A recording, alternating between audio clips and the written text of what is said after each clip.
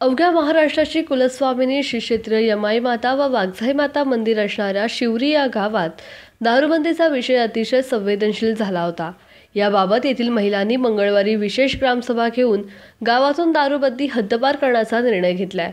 श्री क्षेत्र शिवरी गावाला यमाई देवीचा मोठा इतिहास असून येथील यमाई देवी व वाघजाई माता ही अखंड महाराष्ट्राची कुलस्वामिनी श्रद्धास्थान। अशावेळी या ठिकाणी सुरू असलेला अवैध दारूधंदा हा गावच्या प्रतिष्ठेचा प्रश्न निर्माण झाला होता।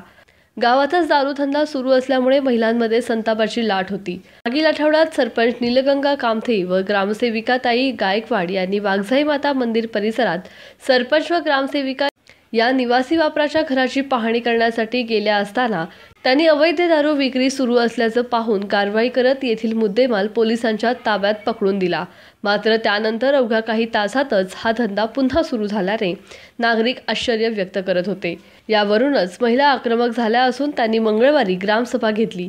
गावातून दारूधंदा कायमस्वरूपी बंद केल्याशिवाय स्वस्थ बसणार नाही। जर दारूबंदी झाली नाही तर महिला या ठिकाणी ठिय्या आंदोलन करतील असं सरपंच नीलगंगा कामथे यांनी सांगितलं। पंचायततर्फे आम्ही दारूबंदीसाठी ठराव घेतलेला आहे।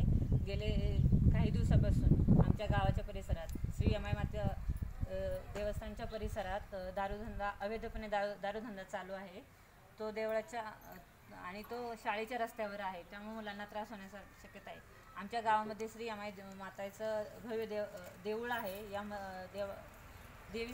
देवीला पूर्ण महाराष्ट्रातून भक्त येत आहेत, त्यामुळे पावित्र्य दूषित होत आहे। त्यासाठी हा दारूधंदा बंद झाला पाहिजे आणि गावामध्ये यापुढे रस्त्याने कुठेही दारू विकू देणार नाही। या गावचे सदस्य सर्वांना सांगू इच्छिते की हा ठराव पास झाला, त्या निमित्ताने आम्ही आमच्या गावात कुठलीही दारूबंदी ही विक्री चालू ठेवणार नाही। हा महिलांनी सगळ्यांनी ठरवलेला आहे। त्याच्यामध्ये कुठलाही दारूधंदा पुन्हा दिसला तर आम्ही महिला त्या व्यक्तीला सोडणार नाही। हा सगळ्या ग्रामस्थांच्या वतीने ठराव झालेला आहे, त्यामुळे त्याच्यात कोणीही मध्यस्थी करू नये। कुठल्याही राजकारणी हा विषय नसून शिवरी गावच्या पिढीचा पुढच्या काळातल्या दृष्टिकोनानुसार घेतलेला ठराव आहे। आमच्याकडनं राहण्यासाठी म्हणजे घर निवासीसाठी त्यांनी आमच्याकडनं त्याची नोंद करून घेतली, पण ते आम्ही म्हणजे कुठलीही ग्रामपंचायत असली तरी ते कोणाच्याही घराची नोंद करू शकते ना, म्हणजे जेवढं रहिवासी आहे त्यांची। पण आता तिथं बेकायदेशीर म्हणजे ते दारूधंदा करतात, त्यामुळं आम्हाला त्याचा खूप त्रास म्हणजे बऱ्याच बायकांना होतात। पण सध्या कोणी तर बोलत नाही की आमच्या घरात कोण पितं वगैरे। त्यातनं आमच्या इथल्या शाळेची म्हणजे शाळा ही जवळच आहे त्या धंद्यापासून, आणि जे बहुतेक करून मुलींचा रस्ता हा तिथनंच आहे। त्यामुळे कसं आहे, भरपूर लोक तिथं दारू पितात, शिव्यागाळी करतात, मुलींच्या कानावर ते शब्द पडतात। त्याच्यामुळे बरेच मुलींना पण प्रॉब्लेम येतात आणि बायकांनाही तसं घरी आल्यानंतर तिथं पिणार। आणि जे आमच्या गावाला जे दारूधंद्याची आता जी कीड जी लागली आहे ती इथून पुढं म्हणजे कसं जे पित नाही तेही एक प्रकारची कीड सुरू झाली आहे, ती पुढं जाऊन वाढू नये म्हणून आम्हाला तो दारूधंदा बंदच करायचा आहे।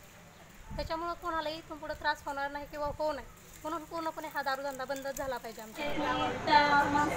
मी सुनीता लिंबोरे, ग्रामपंचायत सदस्य। आमच्या ग्रामपंचायतीने त्यांना निवासीसाठी